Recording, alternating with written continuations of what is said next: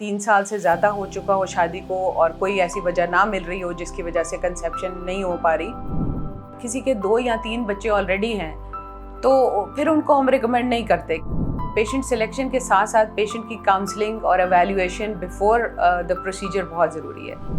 Patient को आप undue exposure जब दे रहे हैं ऐसे फर्टिलिटी ड्रग्स का, तो लॉन्ग टर्म उसको फिर कैंसर और वो सारे उसके चांसेस बढ़ जाएंगे।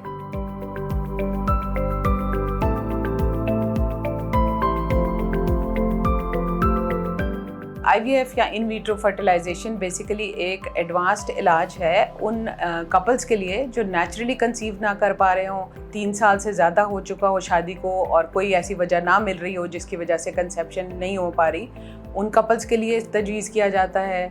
या खातून की ट्यूब्स बंद हों, या उसको एंडोमेट्रियोसिस एक बीमारी होती है जिसमें एग्स जो है वो ट्यूब्स के अंदर जा नहीं पाते, अंदर चीज़ें जुड़ जाती हैं जिसकी वजह से कंसेप्शन नहीं हो पाती, या मर्द के अंदर कोई ऐसे प्रॉब्लम्स हो जिसकी वजह से नेचुरल कंसेप्शन या बेसिक इलाज के लिए कंसेप्शन ना हो पा रही हो, तो उसमें IVF सजेस्ट करते हैं।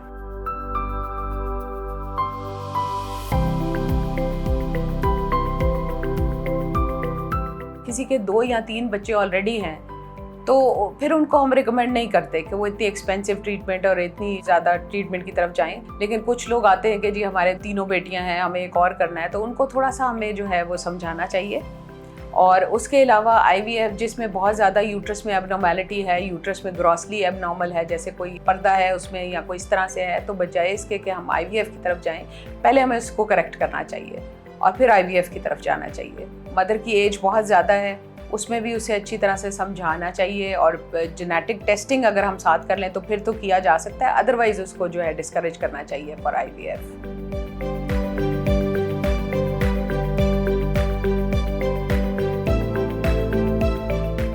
अगर तो कोई वजह नहीं मिलती मर्द और औरत में, तो फिर तो चांसेस 30-40% हैं। लेकिन जैसे कि एज अगर ज़्यादा है खातून की, या कोई एंडोमेट्रियोसिस का प्रॉब्लम है, या यूट्रस में कोई एबनॉर्मेलिटी है, या मर्द के जरासीम बहुत कमज़ोर हैं, तो ये जो सक्सेस रेट है या जो चांसेस ऑफ प्रेगनेंसी है वो मज़ीद कम हो जाते हैं।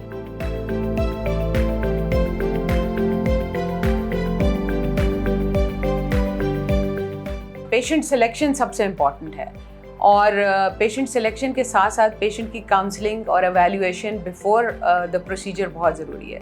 कि आप पेशेंट की टेस्ट करने के बाद उसको अच्छी तरह से समझाएं कि आप IVF क्यों कर रहे हैं, चांसेस ऑफ सक्सेस क्या है, चांसेस ऑफ फेलियर क्या है, और उसको केयर ड्यूरिंग प्रेगनेंसी क्या करनी है। अगर हम ये सारा कुछ साथ लेके चलेंगे और विद ऑब्वियसली एक अच्छा सेटअप हो जहाँ पे एक अच्छे एक्सपर्ट डॉक्टर हों, तो चांसेस बहुत बेहतर हो जाते हैं।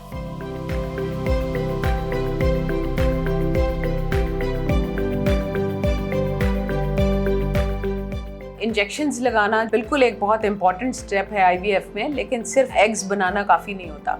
इसमें आपने जब एग्स बना लिए उसको विदाउट एनी कॉम्प्लिकेशन निकालना, ताकि मदर में कोई कॉम्प्लिकेशन ना हो, कभी ब्लीडिंग हो सकती है, एग्स ज़ाया हो सकते हैं। ये एक एक्सपर्ट आपको गायनेकोलॉजिस्ट चाहिए इसके लिए। दूसरा ये है कि आप जब वो दोनों चीज़ें निकाल लेते हैं और लैब में रखते हैं, तो वो एक्चुअली लैब जो है वो एक बहुत अहम रोल प्ले करती है सक्सेस ऑफ IVF पे। एक अच्छा एम्ब्रियोलॉजिस्ट जो कि उन एग्स को देखे और उसमें से बेस्ट को सिलेक्ट करे, बेस्ट मीडियम दे के वो अच्छी तरह से ग्रो करें, और फिर उसके बाद उसको दोबारा से एक अच्छे साफ़ सुथरे थिएटर में उसको रिप्लेस करना। ये सारे छोटे छोटे स्टेप्स जो हैं, एनवायरनमेंट, हवा कैसी है, और ये सारा कुछ अगर होगा तो सक्सेस डेफिनेटली इम्प्रूव करेगी। अगर ये सब कुछ नहीं होगा तो उससे कितना नुकसान होगा फाइनेंशियली, इमोशनली, साइकोलॉजिकली और फिज़िकली, पेशेंट को कितने मेडिकल प्रॉब्लम्स हो सकते हैं। पेशेंट को आप अनड्यू एक्सपोजर जब दे रहे हैं ऐसे फर्टिलिटी ड्रग्स का, तो लॉन्ग टर्म उसको फिर कैंसर और वो सारे उसके चांसेस बढ़ जाएंगे।